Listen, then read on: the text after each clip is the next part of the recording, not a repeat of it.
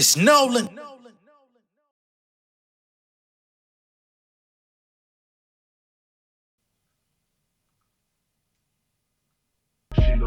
Yeah, lot of controversy that do not disturb me. Got dreams of a million, cannot defer me. Got a ring on my finger, I retired my jersey. Fuck, nigga, y'all suck like the plot of Kirby. I'm him. All black on the scene, doing me high. No, I got the game covered like knee highs. I be killing on my foes like FIFA. Flows on kit like FIFA, Fila, EIO. Green on me like G.I. Joe. Hold my chest like a peacock glow. Southside nigga with an eastside hoe. Hitting at the chicken number 3 combo. Type of nigga lead EB John Doe. 3D Camp Creek on the creek zone 4. With a nigga play street. Living cheeks on the floor, can't speak no more. First verse in surgery, it's only me versus me. Nobody else hurting me. I burn niggas to the 3rd degree. Like Jazz O, niggas certainly. The best nigga that rap, I don't mean just virtually. These are the 4 Joe worker bees. I flex up like Hercules. I hit a nigga in the shit so hard that it hurt to sneeze. It's Nolan. What's going on, beautiful people? It's the kid J Nolan here. Welcome back to another episode of Inside the Industry, your number one source for music, entertainment, commentary, and breakdowns.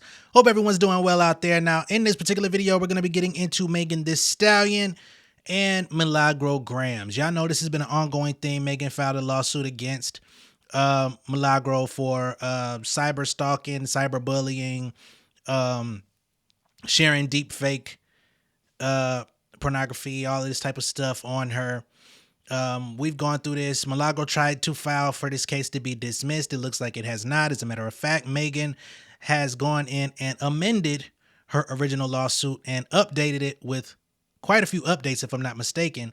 We're going to delve into all of that in this video. I'm going to pull it up. I'm going to share my screen. Y'all know how we do here, because when it comes to legal matters, civil matters, and things of that nature, I'm trying to make it my business to just present the information. I give my input here and there if things sound fishy or things sound, however they sound to me. But I don't know these people. I'm not the judge and jury. I'm not none of that. I'm just a messenger, right? So when people try to come at me about my opinion based on the information that's placed in front of me, you're not really hurting me. You're not hurting nobody. You know what I'm saying? You're really just working yourself up. Because at the end of the day, I can't keep nobody out of jail. I can't goddamn keep nobody from having to cough up money from a lawsuit. I can't keep no celebrity from being exposed for whatever may happen. You know what I'm saying? This shit really means nothing to me. You know what I'm saying? We all have people that we like that are in music, entertainment, etc., based on personality traits, perhaps looks, perhaps it's the art that they put out. Whatever reasons we have, it is what it is. All right. Now, let's get to the information and just decipher what it is that Megan Thee Stallion is accusing Miss Milagro Gramz of, because a lot of people are backing Milagro up, saying that she just voiced her opinion. That's the basis that Milagro herself is trying to go with her own legal filings to try to, defend herself and to try to best prevent herself from losing this case. But I wonder if legally they believe that she's just expressing her opinion or if she's taking it further than that. Okay? So again, I'm going to share my screen and we can get into what Megan Thee Stallion and her legal team have to say about Miss Milagro Gramz. All right, let me put myself in the corner and we shall proceed. All right. Now, some of this may be cut off because I'm putting myself in the corner, but y'all know I'm going to read through this as best I can to the degree that we get the gist of what's going on here, because at a certain point, they become very repetitive and I try not to bore y'all. So here we go. United States District Court, Southern District of Florida, Megan Pete versus Milagro Elizabeth Cooper, aka Milagro Gramz. Pursuant to Federal Rule of Civil Procedure Code 15A1, plaintiff Megan Pete hereby files the first amended complaint as a matter of course, hereinafter the first amended complaint, or FAC, against Milagro Elizabeth Cooper. Ms. Pete alleges the following facts upon her own knowledge and upon information and belief.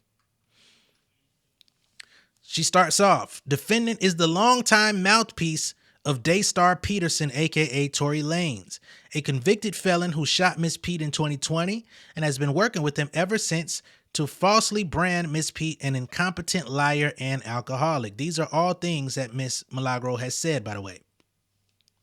As part of their vendetta, defendant spreads vicious and hateful rumors about Miss Pete to defendant's over 100,000 social media followers, causing Miss Pete extreme emotional distress. Defendant's malicious intent is clear: discredit and shame Miss Pete because of her testimony at Mr. Peterson's trial, which ultimately landed him in prison, where he is currently serving a 10-year sentence for shooting Miss Pete. Even from behind bars, prison calls show Mr. Peterson is still orchestrating this campaign with defendant as his mouthpiece. Number 2. Since Mr. Peterson's 2020 indictment for felony assault with a firearm after shooting Miss Pete to his later conviction on December 22nd, up through today, defendant has performed Miss Peterson's bidding by spreading malicious falsehoods about Miss Pete. Defendant does so by engaging in disgusting acts of harassment directed at Miss Pete on defendant's online social media platforms. The only purpose of her statements are to bully, harass, and punish Miss Pete for Mr. Peterson's conviction, to tarnish her reputation, and to cause her severe emotional distress. Now, one thing she does do is say, if you don't like what I got to say about you, you should just either go away, like stop being famous and disappear into the cosmos, I guess, or just take it. But in a land where you have the right to not be defamed, you don't got to just take it. That's what the law allows us. Okay, part 3 here. The lengths to which defendant has gone to harass and maliciously injure Miss Pete knows no bounds. For example, she has promoted a deepfake pornography video artificially depicting Miss Pete purportedly engaging in sexual acts without her knowledge or consent. I still don't understand how anyone could defend that. After defendant's promotion of this video led to a firestorm of negative reaction from others, defendant doubled down in a YouTube video on June 9, 2024, claiming Miss Pete was a professional victim and denying any wrongdoing. But defendant is wrong. Her conduct was an unlawful promotion of an altered sexual depiction that caused and was intended to cause Miss Pete severe emotional distress and reputational harm. Defendant has also defamed Miss Pete and sought to destroy her reputation by spreading falsehoods, repeatedly asserting that Miss Pete is a liar who perjured herself in the trial, falsely accused Mr. Peterson of a felony, and is continuing to lie to the courts. Incredibly, defendant has continued to spread such defamatory falsehoods even after Mr. Peterson was found unanimously guilty by a jury beyond a reasonable doubt for the exact crimes Miss Pete testified that he committed. Now that is poetry, I gotta say. Incredibly, defendant has continued to spread such defamatory falsehoods even after Mr. Peterson was found unanimously guilty by a jury. Unanimous means like no contest, like, well, no, not no contest, because you can plead no contest in court. But like unanimously means everybody agreed. Beyond a reasonable doubt. Defendant attended the trial and is well aware of Mr. Peterson's guilty verdict, which is nearly 2 years old, but continues to spread a false narrative without any factual basis that Miss Pete lied. They say, hey, you was even there. So what are you talking about? But Milagro believes that Tory was wrongfully convicted. Okay? Defendant has even publicly admitted to spreading misinformation about the trial. She first promoted the frivolous conspiracy theory that Miss Pete was never injured by a gunshot wound, but simply stepped on broken glass. She then claimed that if Miss Pete was indeed shot, it was not Mr. Peterson who shot her, and later falsely claimed that Mr. Peterson is an innocent man stuck behind bars because the firearm from the shooting is missing and cannot be tested, a complete lie. After perpetuating this misinformation campaign, defendant finally on November 19, 2024, admitted her claims were bogus. Defendant's false statements regarding the trial are part and parcel of a conspirational relationship with Mr. Peterson, in which defendant acts as a paid surrogate used to spread Mr. Peterson's lies about Miss Pete. Indeed, on October 29, 2024, defendant implied that she was still on Mr. Peterson's payroll. Further, as Mr. Peterson's prison call logs obtained through early discovery in the case demonstrate, Mr. Peterson has repeatedly discussed defendant with his father. The two confidently asserted that Miss Pete would never be able to prove that Mr. Peterson pays or paid defendant for attacking Miss Pete. Now that's some interesting shit right there. Hold on. They're saying, I don't know how they went through the prison call logs or who's able to substantiate how they got this. But whoa, prison call logs obtained through early discovery in the case demonstrate Mr. Peterson, that's Tory Lanez, has repeatedly discussed Milagro with his daddy. And the two confidently asserted that Megan would never be able to prove that Mr. Peterson pays or paid her for attacking Miss Pete. Basically stating, we have phone evidence that Tory Lanez is paying her to attack Megan online, and that Tory and his dad were very confident that this would never make it to Megan or the public. By consciously coordinating with Miss Pete's convicted assaulter simply to amplify Mr. Peterson's disproven and baseless theories to help him seek retribution against Miss Pete, the true victim of Mr. Peterson's criminal acts, defendant engaged in extreme and outrageous conduct that has caused and continues to cause Miss Pete severe emotional distress. Now, I must say, him having her on payroll to speak negatively about Megan, I'm not sure what the legal ramifications on that can be. Because he could probably, he ain't gonna do or say shit. But let's say if Milagro were to admit to that, she could say, I'm his paid media correspondent or something along those lines to try and, manipulate the verbiage, manipulate her role within his thing to try to make it seem like this is all above board. Now, do I believe that that's what she is? No.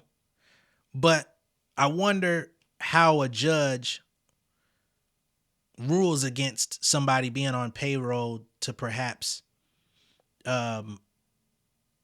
speak unceremoniously about one, but basically try to absolve Tory of any wrongdoing or say that he was, wrongfully convicted or whatever. Because there's people out there that do fight for their loved ones, their family members, etc., that they feel didn't get a fair trial or something like that. And then they appeal and then they do all these things. And sometimes they do get overturned. Now, do I see that in Tory's future?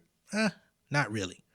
But again, legally, I do wonder how heavy that weighs. Defendant's defamatory statements are not limited to accusing her of perjury at the trial.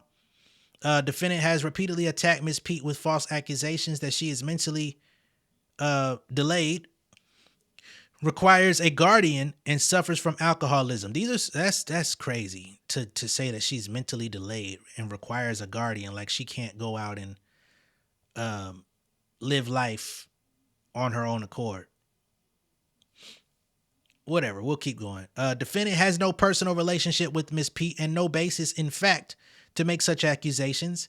It is without question that hold on, y'all. This motherfucking page acting up. All right, we back in the game. Google trying to take your boy out live. Okay. It is without question that Miss Pete, a world-renowned hip-hop artist and Grammy winner, throw that in the motherfucking pot. Huh? World-renowned hip-hop artist and Grammy winner who is slow, is not mentally delayed, does not have a guardian, and is not an alcoholic. I mean, Megan did go and, go to therapy and stuff like that. She's definitely taken a step back with her alcoholic intake as well. Miss Pete has repeatedly taken to social media to address the toll that accusations of her lying about Mr. Peterson in the trial have had on her mental health and well-being. At one point during the trial, Miss Pete testified to having suicidal thoughts. In response to Miss Pete's vulnerability and pleas for peace, defendant suggested that Miss Pete should just get over it or go away. That's what I was talking about earlier. That is a direct quote from Milagro's. Well, she said it online. She said it in audio recordings, and she's also said it in her own filings to the judge. She's very adamant about that statement for whatever reason.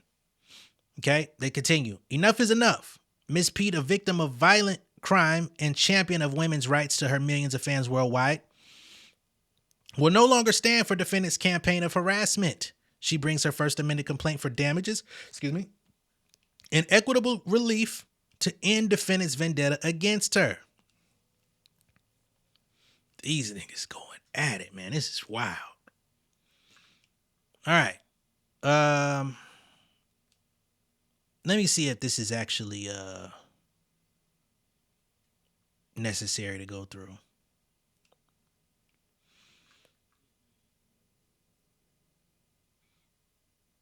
This is letting it know that she's suing for over $75,000, so she has not stepped back on wanting financial restitution from Milagro. The court has personal jurisdiction over defendant. Defendant published defamatory material on the internet, intentionally making her defamatory statements instantly available to anyone with an internet connection. By publishing defamatory statements about Miss Pete, a Florida citizen, defendant directed her false statements regarding a Florida citizen to readers worldwide, including those in Florida. Upon information and belief, numerous third parties in Florida accessed defendant's defamatory statements in Florida. Accordingly, defendant committed tortious acts within this state.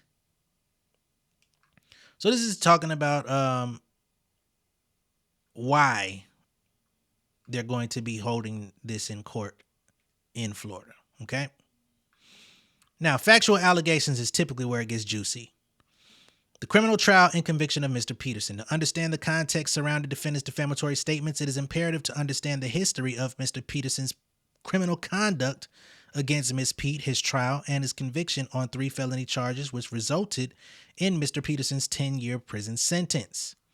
On July 12, 2020, the Los Angeles Police Department conducted a traffic stop on Mr. Peterson's car after it received reports of shots fired in the Hollywood area, and Mr. Peterson's car matched the suspect description.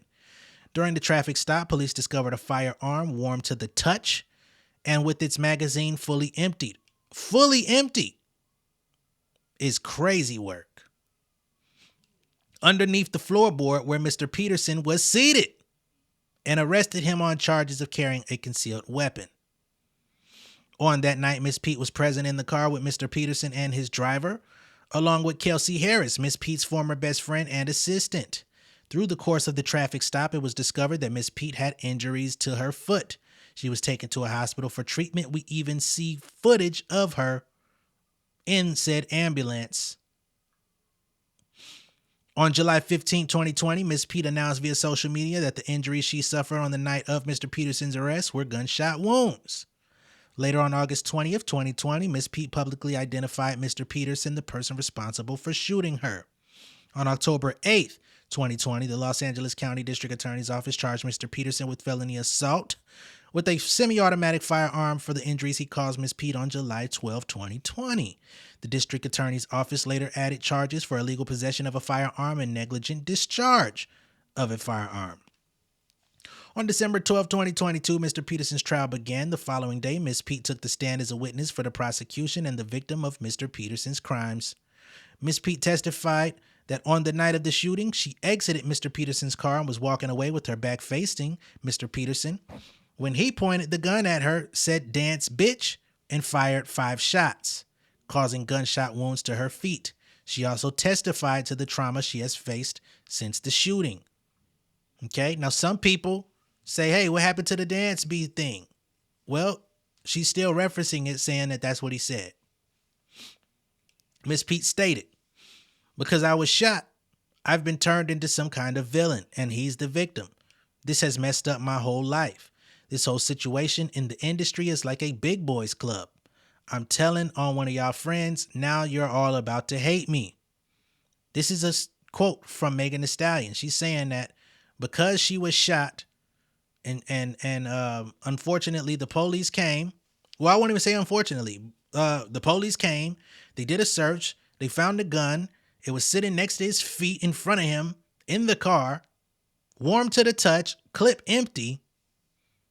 She says, he shot me. He gets convicted of this crime. She says, I told on one of y'all friends. Now the whole industry want to hate me. Ms. Pete also testified to the online backlash she received from individuals who claim that she lied about the fact that Mr. Peterson shot her or that she was even shot at all. Ms. Pete stated, I can't even be happy. I can't hold conversations with people for a long time. I don't feel like I want to be on this earth. I wish he could have just shot and killed me if I knew I would have to go through this torture. She also testified to suffering from suicidal thoughts since the shooting. Defendant was present in the courtroom for the entirety of the trial, including Ms. Pete's testimony. And that would mean Milagro was present. On December 23rd, 2022, after a 2-day deliberation, the jury returned a unanimous guilty verdict, finding Mr. Peterson guilty beyond reasonable doubt of all 3 felony charges brought against him for the shooting of Ms. Pete. On December 12, 2023, Mr. Peterson filed a writ of habeas corpus challenging his conviction. On February 26, 2024, Mr. Peterson filed an opening brief to appeal his conviction. And on October 23, 2024, Mr. Peterson filed another writ of habeas corpus challenging his conviction. The Attorney General of California has opposed Mr. Peterson's appeal and writs. Okay? B. Defendant is a malicious actor that operates social media accounts that spread false and harassing content. Okay? Defendant is an online social media personality, so now they're outlining Miss Milagro. Defendant controls and operates X, formerly Twitter, accounts under the usernames Mob's World, Nigga Girl, whoa, didn't know about that one, and Milagro Gramz. Instagram and TikTok accounts under the username Milagro Gramz, a YouTube account under the username Mob Radio, and a station head account under the username Milagro Gramz, collectively the social media accounts. Defendant has the power to determine the subject matter and specific content that is published on her social media accounts and to remove or refrain from publishing content if she chooses. Defendant is the sole speaker, writer, and or editor of every post of her social media accounts. Collectively across her social media accounts, defendant has over 100,000 followers.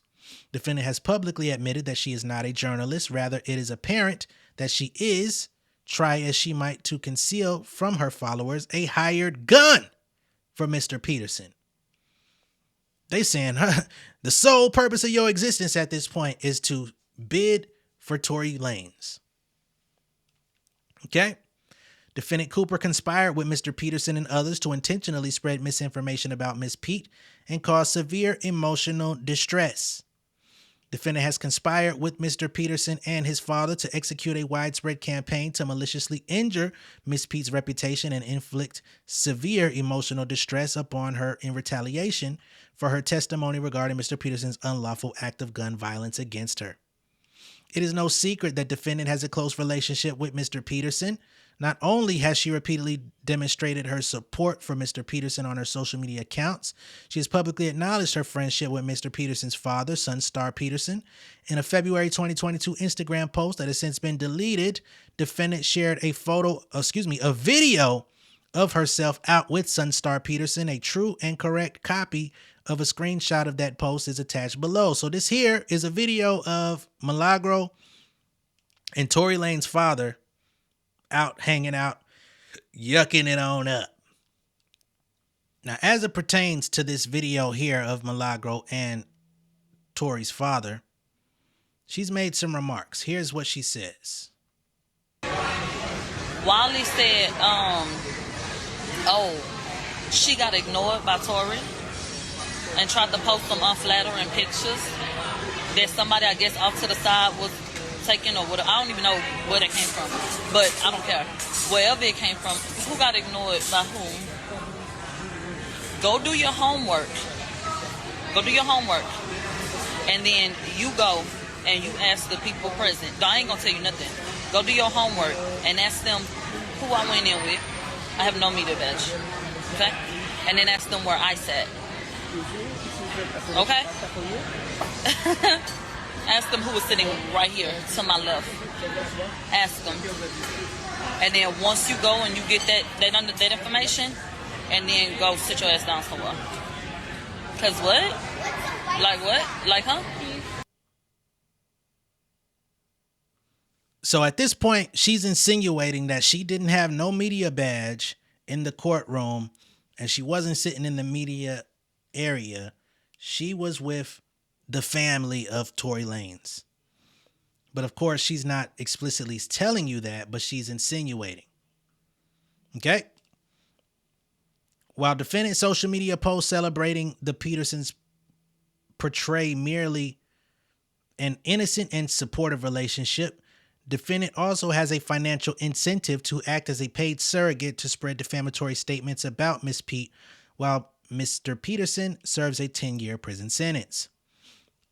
In an October 29th, 2024 live stream posted to her social media accounts, defendant implied that she is still on Mr. Peterson's payroll. This is consistent with statements made by defendant's former best friend, King Noir, who exposed defendant for working alongside Mr. Peterson to smear Miss Pete's reputation. King Noir stated that defendant talks to Tory's daddy in an effort to leak information to the press that comes from Mr. Peterson himself. Moreover, as Mr. Peterson's prison call logs demonstrate, Mr. Peterson has repeatedly discussed defendant with his father. In one phone call, the Petersons confidently asserted that Miss Pete would be unable to prove that Mr. Peterson paid defendant for attacking Miss Pete. On information and belief, defendant has also coordinated with Mr. Peterson's criminal defense attorneys. Interesting. Well, it ain't too interesting because they the same motherfuckers that was working with her, ain't it? The same attorneys who have now agreed to represent her in the civil lawsuit. Yeah, to spread misinformation related to Mr. Peterson's trial, conviction, and appeal. As an early example of defendant's relationship with Mr. Peterson's prior criminal defense attorneys, defendant released confidential information to the public ahead of its disclosure in court in an attempt to manufacture a false narrative about Mr. Peterson and rally the public against Miss Pete. For instance, in a February 23, 2022 live stream posted to her X account, defendant admitted that she and blogger Livingston Allen, that will be DJ that don't spin, got the same sources, that Mr. Peterson's DNA was not present on the firearm. This source could only have been Mr. Peterson's then criminal defense attorneys, to whom the DNA report was turned over in truth at the pretrial hearing on February 23, 2022, held after defendant and Mr. Allen shared the misinformation regarding Mr. Peterson's DNA. No one stated that Mr. Peterson's DNA was not found on the firearm. In reality, the DNA results from the firearm were inconclusive, meaning that Peterson could not be excluded or included as one of the possible contributors of the mixed genetic material. On information and belief, defendant also coordinated with the Petersons to employ online bot accounts to attack Miss Pete and her supporters with hateful, derogatory, and malicious statements on social media. Further, defendant has used her social media platform to incite violence against Miss Pete. What? On December 21st, 2022, defendant posted a live stream video to her Instagram account wherein she stated, "A bitch fuck with my nigga, I'ma slap that hoe, and whatever comes after it, comes after it." Oh, that's a threat. Defendant's statement is reasonably understood to refer to Miss Pete and her involvement in Mr. Peterson's trial. Defendant knew and or should have known that Miss Pete was susceptible to severe emotional distress regarding the false and disproven theories defendant shared on behalf of Mr. Peterson. Defendant was present for the trial and Miss Pete's testimony. During her testimony, Miss Pete lamented that she has been turned into some kind of villain and wishes he would have shot and killed me if I knew I would have to go through this torture. She also testified to suffering suicidal ideations. By consciously coordinating with Miss Pete's convicted assaulter to amplify Mr. Peterson's disproven and baseless theories to help him seek retribution against Miss Pete, defendant engaged in extreme and outrageous conduct that has caused and continues to cause Miss Pete severe emotional distress. Now, one thing that this could all be proving is that the things that she's doing to antagonize Megan, the things that she's saying are not simply her opinion so much as she's being paid to harass her. I think that's the angle that they're going for here. I don't know how strong that angle is in a court of law. I got to be honest. I don't know. And when I say I don't know, that doesn't mean that I'm saying I don't think it'll hold up. I literally mean I don't know. Defendant engaged in a years-long campaign of harassment against Miss Pete. Throughout Mr. Peterson's trial and continuing through today, defendant has engaged in a campaign of harassment on behalf of Mr. Peterson to spread false and harassing messages about Miss Pete on her social media accounts. Okay, now we get to defendant promoted the deepfake video. Commencing no later than June 8, 2024, the defendant began promoting a deepfake video purporting to show an artificially created version of Miss Pete engaging in sexually explicit acts to her over 100,000 social media account followers. It is unknown who created the deepfake video. Miss Pete had no knowledge of or involvement in the creation or distribution of the deepfake video, nor did she consent to or authorize the creation or distribution of the deepfake video. In June 2023, defendant registered for an X account using the screen name Mob's World. In registering for an X account, defendant created a profile on X, including, among other things, a likes page on her X profile. Likes are a feature of X whereby a user can show their support for a post by clicking the like button, which is portrayed as a heart symbol under each individual X post. Likes are then recorded for each post and publicized as a statistic that is visible on each post, with more popular posts featuring a higher number of likes and less popular posts showing few to no likes.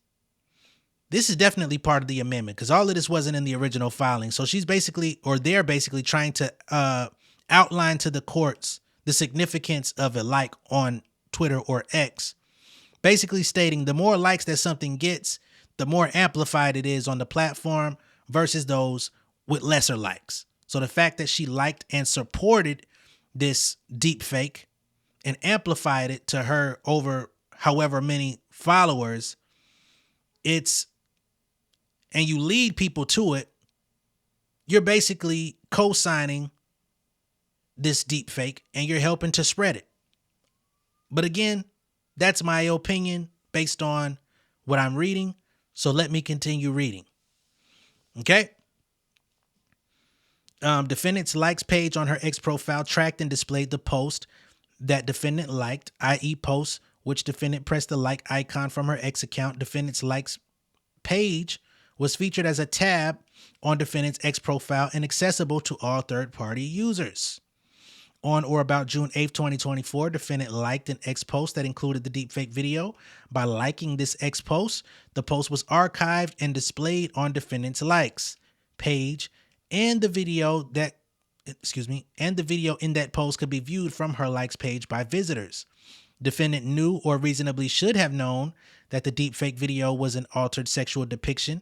Indeed, on that same day, defendant posted on her X account, with the way deepfake and AI be going these days, if it's not her, she should sue whoever made it.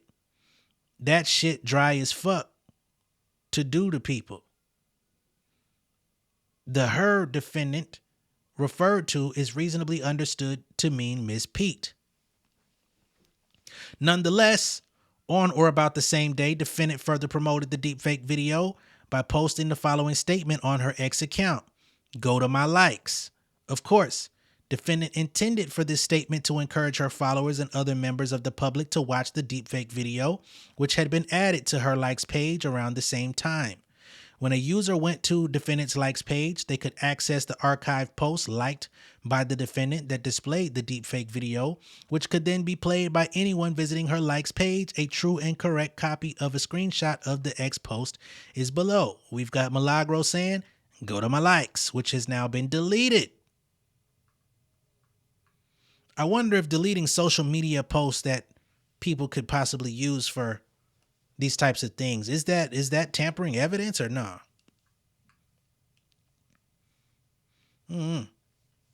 Numerous subscribers, followers, viewers, and other third-party individuals followed the defendant's advice and accessed the deepfake video via her X likes page. As one media outlet reported, the deepfake video gained popularity after the defendant liked the deepfake video post and encouraged her followers to view it, emphasis added. On June 8, 2024, the defendant published a live stream video on her station head account where she discussed her Go to My Likes X post that promoted the deepfake video. In the station head post, the defendant stated, "If y'all want to be mad at something, this is what I'll give you.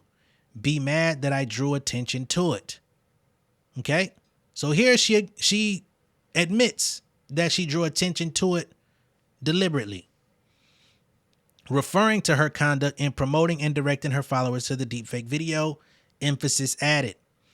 The next day, on June 9th, 2024, the defendant published a video on her YouTube account to her more than 74,000 subscribers that addressed her Go to My Likes post related to the deepfake video. In the YouTube post, defendant shared an image of Miss Pete over a news siren that questioned whether Miss Pete is a professional victim. A true and correct copy of the screenshot of the image is below. Is MTS, Megan Thee Stallion, a professional victim? And we have a photo of Megan there. Defendant then shared a screenshot of the June 8th, 2024 X post, that directed her followers to go to my likes, referencing paragraph 44 Supra. In her June 9th, 2024 YouTube post, the defendant affirmed that she had previously promoted the deepfake video by stating that she told whoever follows me on social media to go to my likes to see what it is we're discussing.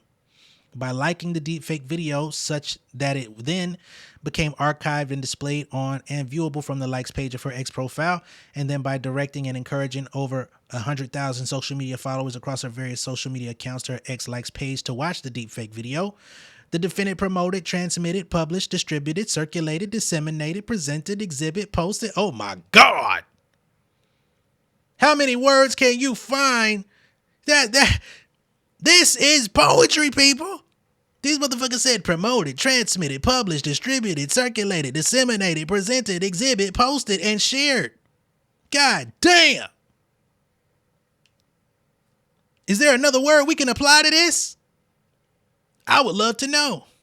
And shared an altered sexual depiction of Miss Pete online that was done without Miss Pete's consent. Oh, man. You up here for distribution, circulation, dissemination, presentation, exhibition, and posting. And don't forget sharing. God damn. These motherfuckers pulled up the whole goddamn synonym page. Let me continue. Defendant engaged in campaign of spreading malicious falsehoods regarding Miss Pete. The defendant has wielded her influence on her social media accounts to engage in a sustained campaign of repeatedly defaming Miss Pete with malicious, knowing, and injurious falsehoods, accusing her of everything from A, lying under oath in Mr. Peterson's trial, and falsely accusing him of a felony, B, being an alcoholic, and C, being someone who is mentally incapacitated and in need of a guardian.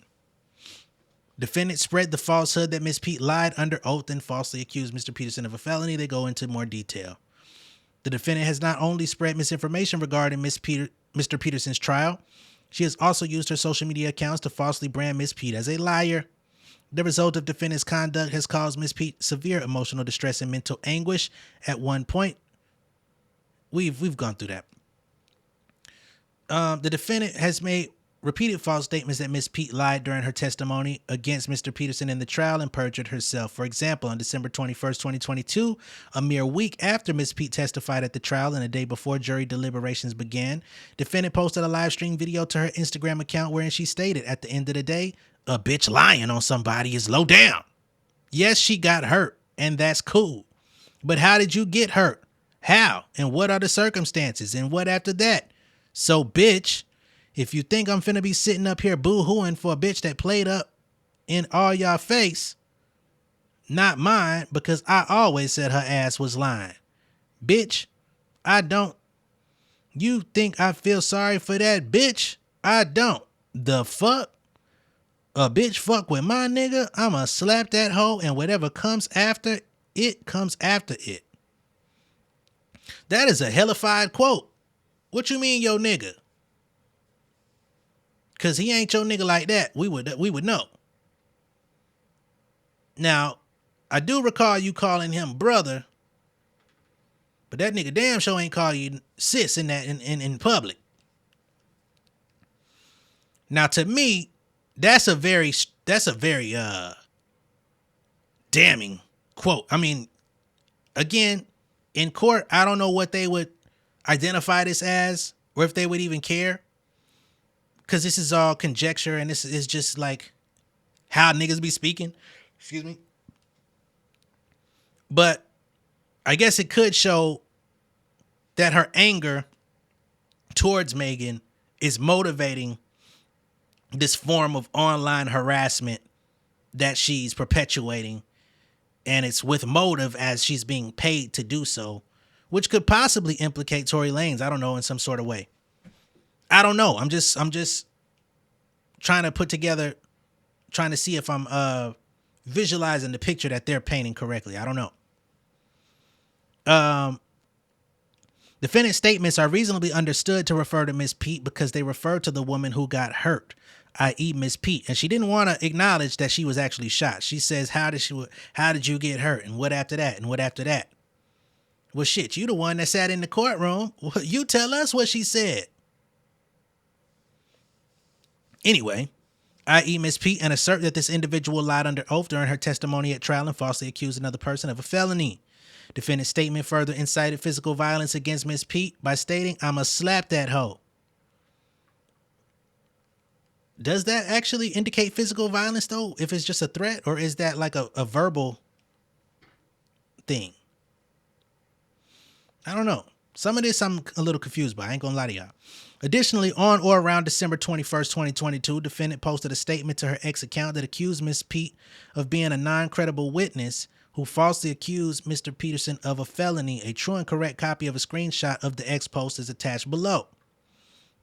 This is Milagro here stating all this case taught anyone was that your father, brother, cousin, or son could face over 20 years in prison without proper evidence, a botched investigation, and another likely suspect just because non-credible witnesses said you did something.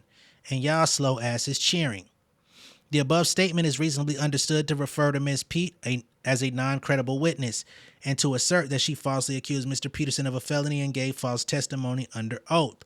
On December 23rd, 2022, Mr. Peterson was found guilty by a jury of his peers of shooting Ms. Pete. Incredibly, despite defendant being fully aware that Mr. Peterson had been found guilty, she nonetheless knowingly persisted in pressing the false narratives that Ms. Pete lied in claiming Mr. Peterson shot her. So she's saying, hey, the jury found that he was guilty, so what's up with you, mama? On June 22nd, 2023, ex-user account Holiday K shared audio of defendant wherein she stated, "I believe that this is exactly how they feel about you, Megan. I believe that this is exactly how they feel about you. We know you a lying ass hoe. And you have absolutely ruined Tory's life," emphasis added. Defendant further endorsed that post by liking it from her own ex account. Once again, defendant's statement is reasonably understood as asserting that Miss Pete lied under oath and falsely accused Mr. Peterson of shooting her and thus committing felony perjury because it refers to Megan, i.e. Miss Pete, as a lying ass hoe who ruined Tory's life. Okay?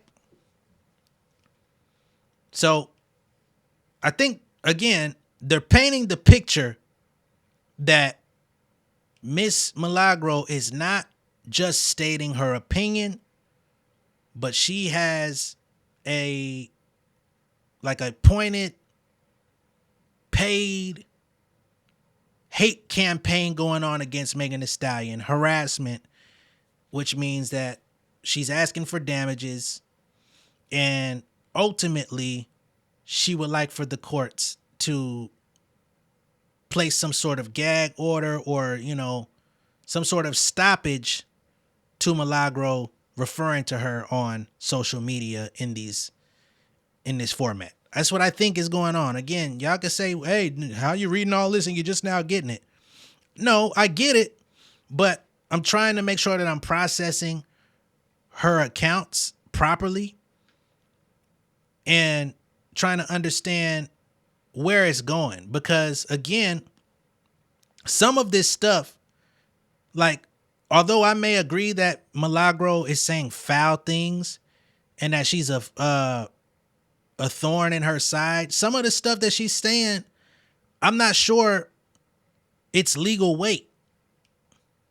But when you put it all together over a course of years, and then you add the social media influence behind it, and then you say, you know, she liked this thing and she pointed people to it, and she's utilizing this likes page because at one point likes were very public. You know, X has kind of hidden the likes in recent times. So I'm just trying to make sure that I'm processing everything. The following month, on July 23rd, 2023, defendant posted on her X account, he shot her because his ego was bruised. She's the bigger star. That's never been a fact, and damn sure ain't one today.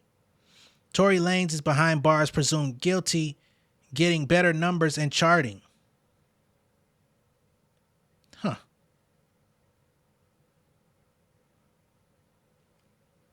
I wonder what the hell that's like. What are you implying here? Anyway, defendant's X posts included images of Mr. Peterson and Miss Pete's respective Spotify profiles, which listed each artist's amount of monthly listeners.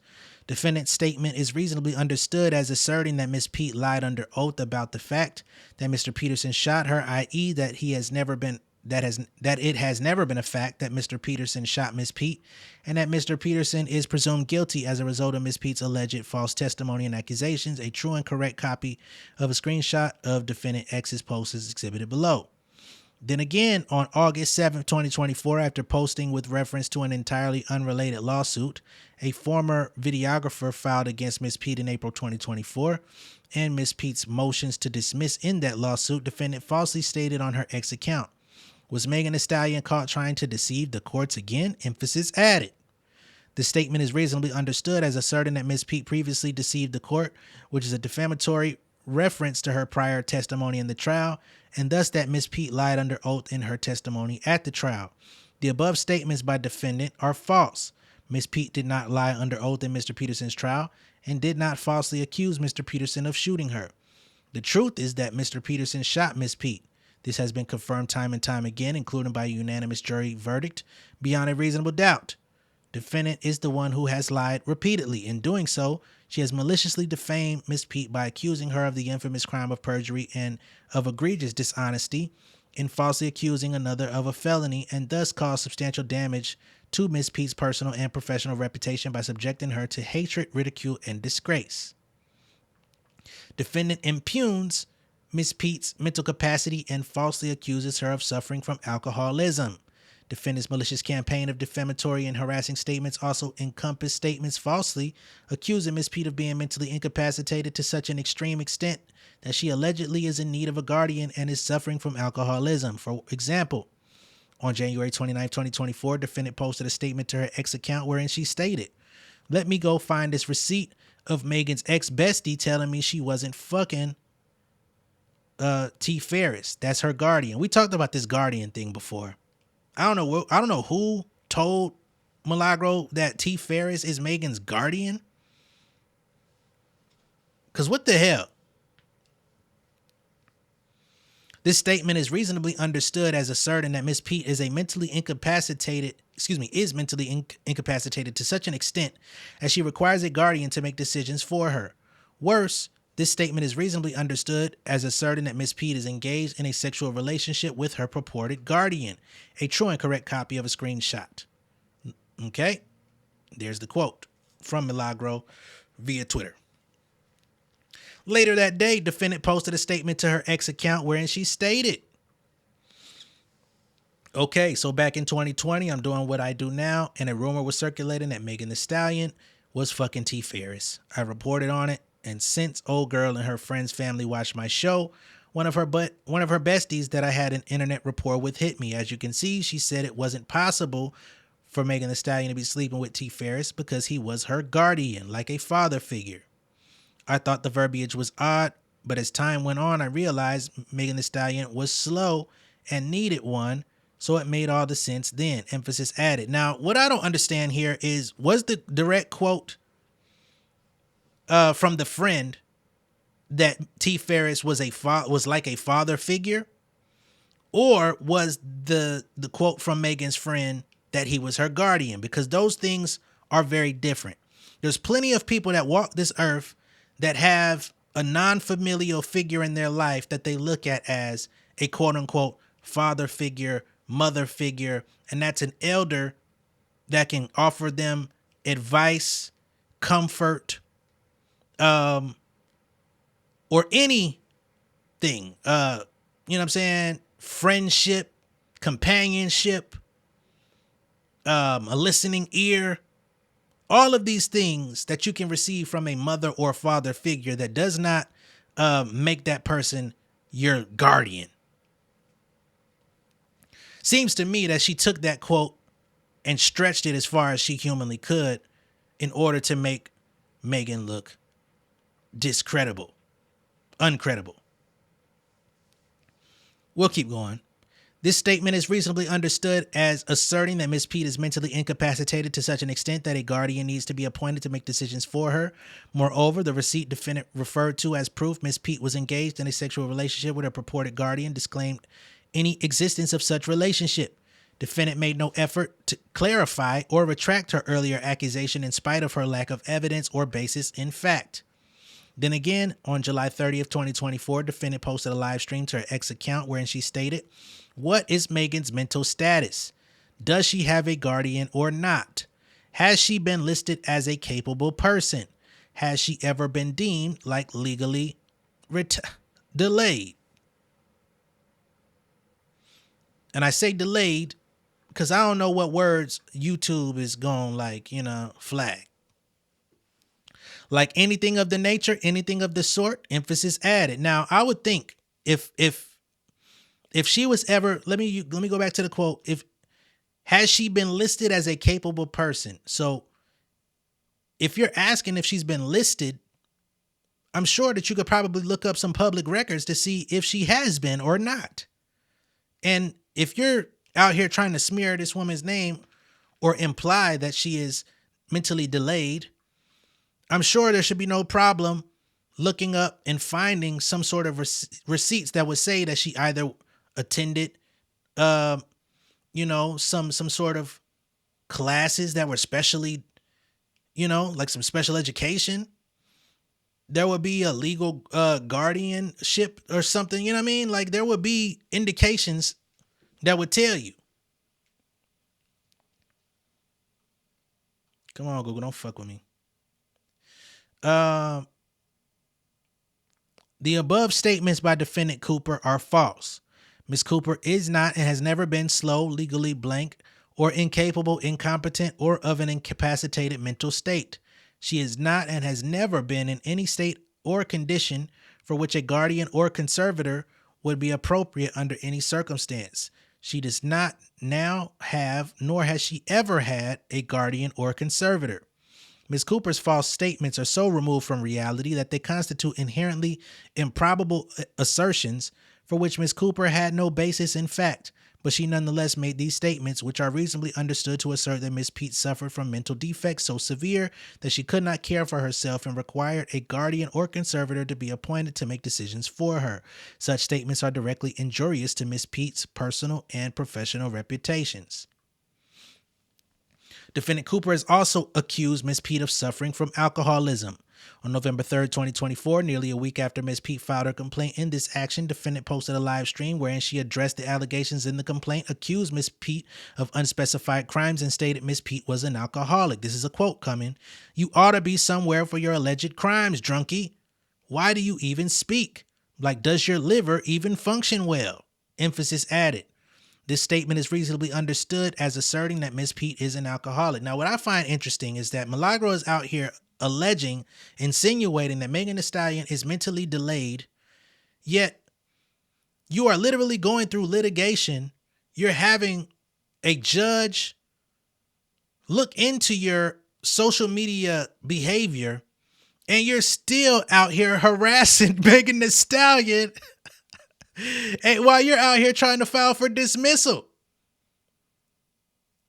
That seems a little bit more delayed than your competitor. But maybe I'm the one that's not as up to speed. Wow. Defendant has also implied that Miss Pete was an alcoholic by falsely claiming she comes from a family of addicts. For example, on an October 30th, 2024 live stream hosted on her Twitch channel. Damn, you on Twitch too playing these games. She admitted to making many of the false statements alleged here. Defendant stated, when you have drinking seemingly running through a family, yes, I did post certain questions to my page. Yes, I did. Again, or on about the same day, October 30th, 2024, Defendant Cooper posted on her social media accounts asserting that Miss Pete comes from a family of alcoholics. Because the fact of the matter is, you have a grandfather that was an alcoholic. Your daddy. Was your daddy on drugs? Or was he in and out of the system? What was that for? Do you want to talk about that? Is stealing worse than drugs and shit? Such statements are reasonably understood to assert that Miss Pete suffers from alcoholism by virtue of having come from a family that suffered from addiction. If she didn't want to talk about it, why did she talk about it in her goddamn documentary? It doesn't seem like something she's hiding from her family history. Let me continue. Although Miss Pete has never denied that she consumes alcohol, Miss Pete is not and has never been an alcoholic, has never been diagnosed as an alcoholic or having any alcohol use disorder, and she does not suffer from addiction. Defendant had no basis, in fact, to publish her defamatory statements to her over 100,000 collective social media followers accusing Miss Pete of substance abuse issues. Defendant's defamatory statements were made with actual malice. All right, let's get to it. Defendant acted with actual malice because she made her defamatory statements with knowledge of and or reckless disregard for the falsity of these statements. Indeed, even after a jury found Mr. Peterson guilty beyond a reasonable doubt of shooting Miss Pete on December 23, 2022, defendant, who was fully aware of the guilty verdict, continued to falsely accuse Miss Pete of having lied under oath about whether Mr. Peterson shot her. Defendant did so knowing that Mr. Peterson's guilt had been established in a court of law beyond a reasonable doubt. Accordingly, defendant knew that her statements regarding Miss Pete were false, or at the very least, recklessly disregarded whether they were true. Defendant's malice in defaming Miss Pete is also evident from the fact that she has admitted to spreading misinformation and falsehoods about Mr. Peterson's criminal act of gun violence against Miss Pete. Defendant's falsehoods concerning Miss Pete, as well as her misinformation campaign about the trial generally, reflect defendant's deep-seated ill will toward Miss Pete and her intent on pressing a preconceived and false narrative of the behest of Mr. Peterson. Among other things, defendant has repeatedly promoted at least 3 false and debunked theories. 1, there was no firearm recovered at the crime scene related to the trial, and if there was, the Los Angeles Police Department lost or misplaced it. We've seen that is false. 2, Mr. Peterson was not the person who shot Miss Pete. The court said he was. And 3, Miss Pete did not suffer a bullet wound as a result of Mr. Peterson's criminal assault, but rather suffered injuries as a result of stepping on broken glass. However, it has been determined that bullet fragments were recovered from her feet. For example, on October 28, 2024, defendant stated on her X account, the gun and bullet fragments associated with the crime have gone missing. Didn't I tell y'all that? The gun was never presented in court, and that ain't make no damn sense. They gave the serial number and breezed past it. Like, first off, whose is it? Origin point, please. So now she's an investigator. Similarly, in a October 28, 2024 YouTube video posted to her account, defendant stated, how do you hold someone in prison when you don't have a damn weapon? Or what was supposedly coming up out of Miss Pete's foot? Now, I find it interesting that you say they had no weapon, but you're out here trying to verify that he's been DNA tested against the weapon. Did they or did they not have a weapon?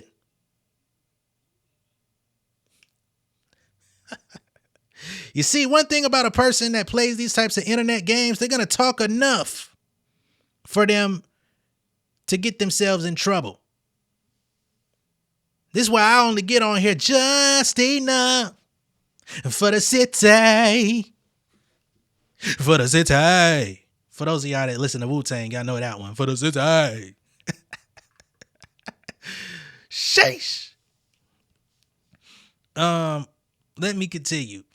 Y'all did not prove that she was shot in court. You did not prove that.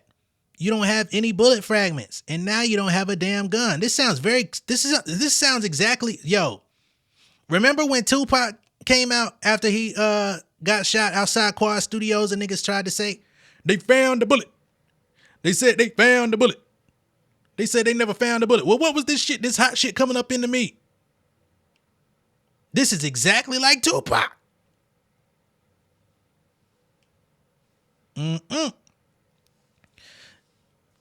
So you don't have anything that would prove that this actually even took place. How fucking convenient. Defendant later states in the post, the gun was collected at the scene and it was supposed to be processed. The bullet fragments were taken out of the hospital. Huh? Even though, do y'all remember how long it took for charges to be raised? Them people had pulled that shit out of her foot. She done went home. That nigga didn't get charged till October. If they had pulled bullet fragments out of her foot, or had she been stabbed, the police would have been called and a report would have been filed that very moment. That's not odd to anybody. What do you mean? What I'm not understanding is the police came because the police were called to the scene after it happened. I'm not, man, maybe I'm the delayed one. I'll take that. Some people try to call me that anyway. That don't even make no goddamn sense. Let's go ahead and pull up the receipt. No gun. But if there was no gun, why were they DNA testing him in the first place? We shall continue. In a separate video posted that same day to her ex account, defendant stated, "Can you even prove that you were shot?" None of defendant's statements above are true.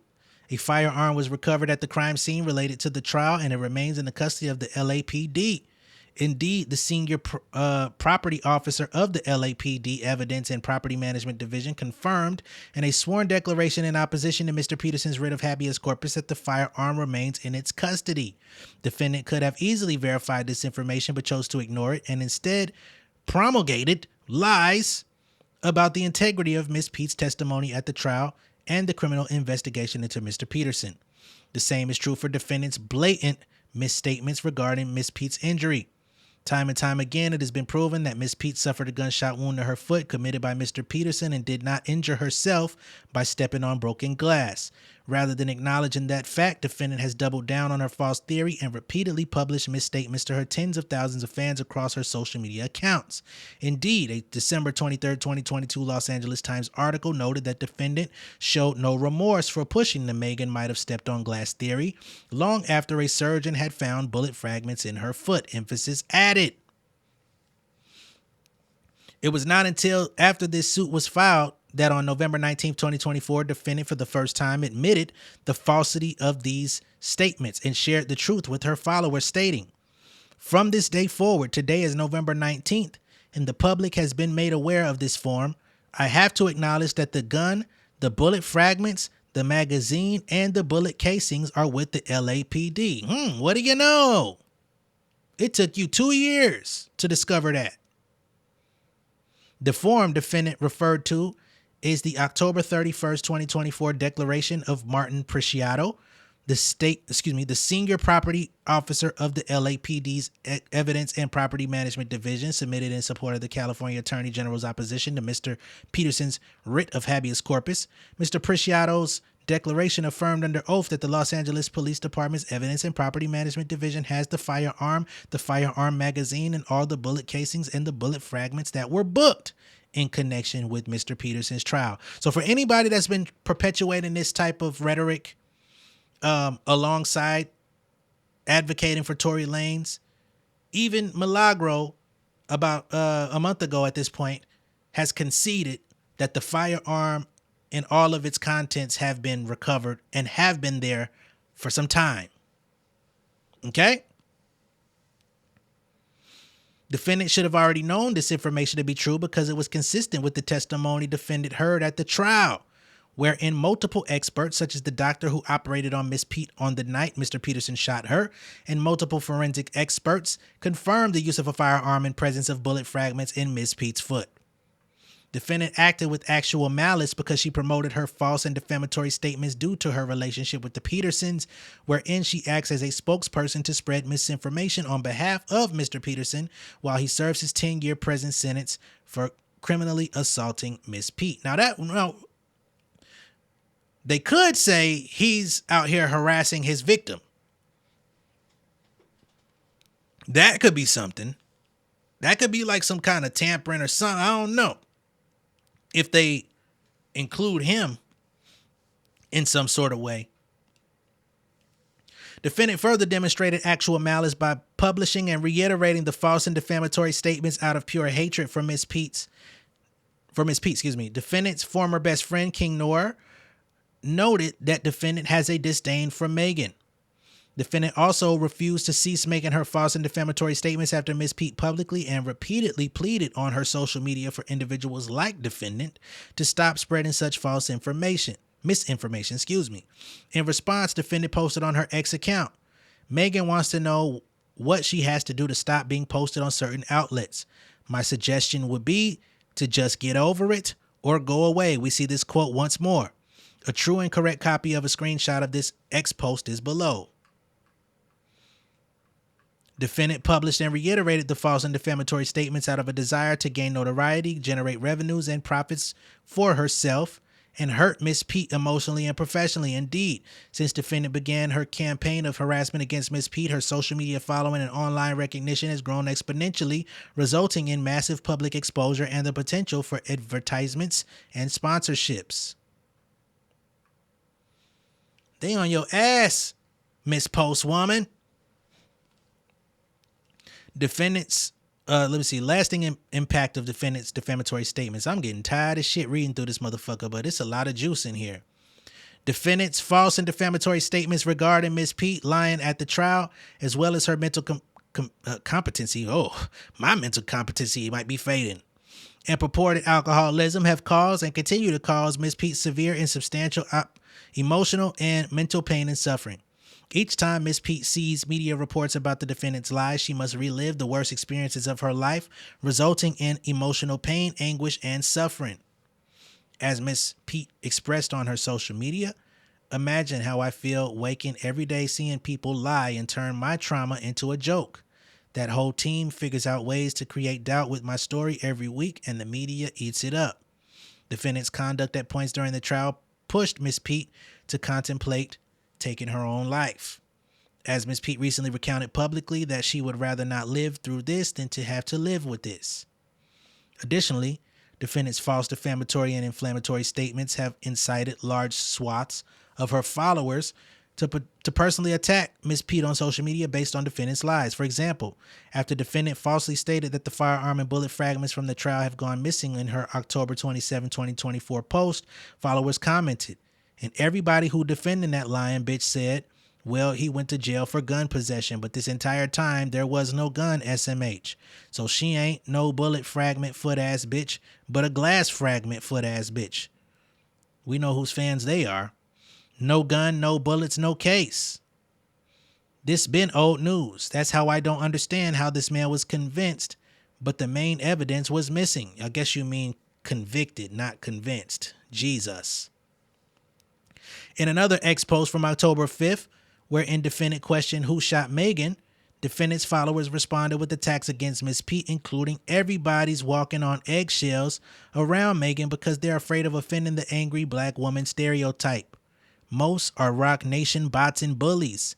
Actual victims don't behave that way. Close friends and industry peers know she's a compulsive liar. We all know she's lying. Megan was never shot. Tory lawyers clearly worked for Rock Nation. Nobody believes Tory shot that horse. They mad Tory been out streaming her all year and the public still rock with him. Tell Marcus post her Spotify rap this year. I guarantee you Tory did more streams all while being shadow banned. Meanwhile, she plastered on the front page. So these are a collection of, insensitive posts towards Megan Thee Stallion that are coming from responses to Milagro's postings. The financial impact of Miss Pete's emotional and mental pain and suffering ultimately will be an amount to be determined at trial in excess of $75,000 exclusive of costs, interest, and fees. In addition to this harm, Ms. Pete's reputation for honesty has been called into question by defendants' false and defamatory statements, not only in front of colleagues within the entertainment community, but in front of the public at large, including her millions of fans worldwide. As a consequence, Ms. Pete has suffered reputational harm that has affected and will continue to affect her both in her profession as a performance artist as well as in future sponsorship and other business opportunities. Okay? Cause of action. This is on defamation. Ms. Pete repeats and realleges paragraphs 1 through 88 as if fully set forth here. Defendant published a series of false and defamatory statements of fact and concerning Ms. Pete to third parties such as subscribers, viewers, and followers on her social media accounts. First, defendant published false and defamatory statements including Ms. Pete, accusing Ms. Pete of the crime of perjury and of egregious dishonesty and falsely accusing another of a felony specifically defendant shared. Okay, we're going through all this stuff.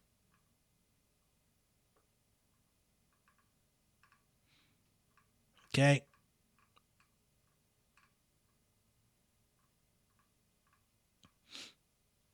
So they're basically, let me see, all of these statements.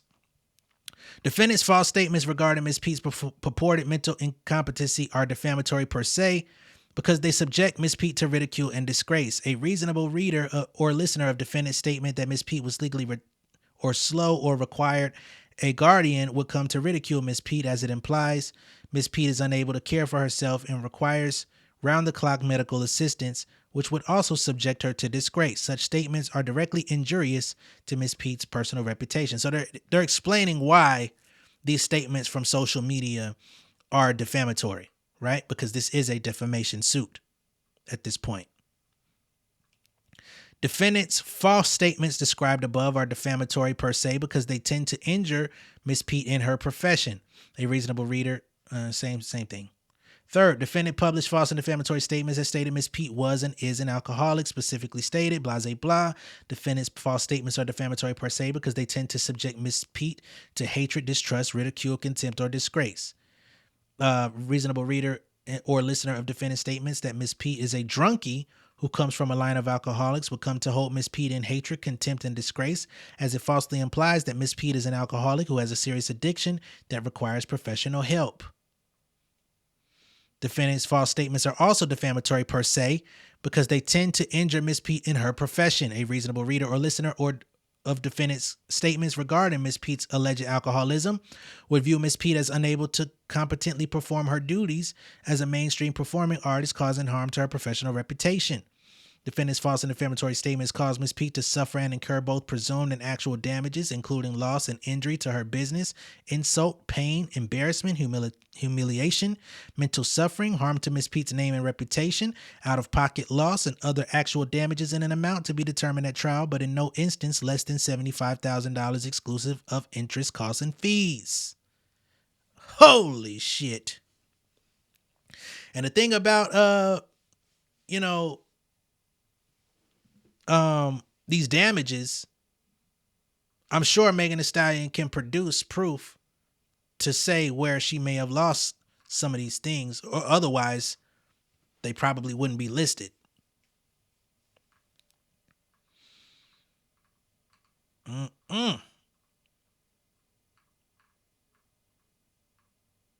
This shit getting crazy, man.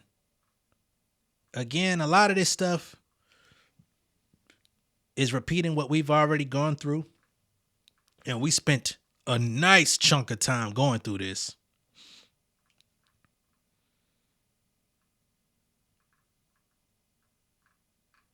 Jury demand. Ms. Pete requests a jury trial on all issues to be tried. Prayer for relief. Wherefore, Ms. Pete respectfully requests that this court enter judgment in an amount for all damages owed to Ms. Pete, included but not limited to compensatory damages, punitive damages, statutory damages, attorney's fees, costs, interest, and all other damages are just and proper, as well as declaratory judgment to remedy defendant's unlawful behavior and an injunction to prevent further misconduct. That's the big part. I want to be paid for my pain and suffering, my reputational harm that she's caused me, right? I'm gonna need you to pay my lawyer fees because y'all have taken a lot of money out of my pocket just to sue your ass for your wrongdoing. I want interest on that and all other damages as just and proper. But I also need you to remedy her behavior, meaning that she can no longer discuss me and speak of me in this way online. Okay? Now, this is all coming from Quinn Emanuel, Urquhart, and Sullivan, the same lawyers that represent Jay-Z. I guess for some people, that's enough to say Rock Nation. But nonetheless, that's what we have on file. This shit was over an hour of reading through this motherfucking thing. All I can say to Miss Milagro is, that's on your ass, Miss Postwoman. Clearly, this thing has not been thrown out. So I don't know what's going to happen from here. As with all things related to this case, I will keep y'all updated as more updates come in. But it seems like Megan and her team, you know, these niggas at Quinn Emanuel, they keep their filings up to date. So if Milagro comes out and says something out of the way today, tomorrow night, they're keeping watch on her social media. They're screenshotting. They're keeping video if they need to produce it in court. They not gonna fucking play around with this thing. So it will work in Milagro's best interest to probably take some time away from social media, although that's how she gets paid, is posting on X, getting them little checks, doing her show on YouTube. She's now on Twitch. I didn't know she was on Twitch. This goddamn filing told me she's on Twitch. Probably trying to get some well, not even donations, but you know, like them, you know, niggas get paid on Twitch too. So I don't know, man. Y'all let me know what y'all think of all this down below in the comments. Be sure to like and share this video. If this is your first time seeing me on YouTube, go ahead and subscribe to the channel, become an insider, and I will catch y'all on the next one. And as I stated before, as more details are released to the public about this, I will update y'all to see where it goes from here. I don't see how this necessarily ends well for Miss Milagro, but again, some of the stuff in here seems a little bit more severe than others, but I guess when you put them all together, it shows a pattern, which could be enough to take Milagro down. Okay? I'm gonna catch y'all on the next one. Peace. King of my city and cul-de-sac. Coming out swinging like soldier rag. Leading my people like quarterback. Boy, I study this shit, I'm an almanac. Had to get up and grind. Knowledge is booming, I'm here to apply. Came with the chip and the dip, it just single the mind. We finna do more than survive. I need my check. Spinning the block for the gouda. We hitting the jeweler to flood out the net. We don't do beef for computers, so straight out the sewer. We come when you rest. Niggas be looking perplexed, so keeping my foot on their neck. No map, I trust my gut for the quest. But drama, I'm fully abreast. I was ready for years and they doubted me. All of a sudden they tell me they proud of me. I been dropping these haters like calories. Cross them out, I came back with some boundaries. Stand for my honor, but too raw, no corner. Packing the stick with a drummer. When I catch my bad, won't fumble. I done came too far to be humble.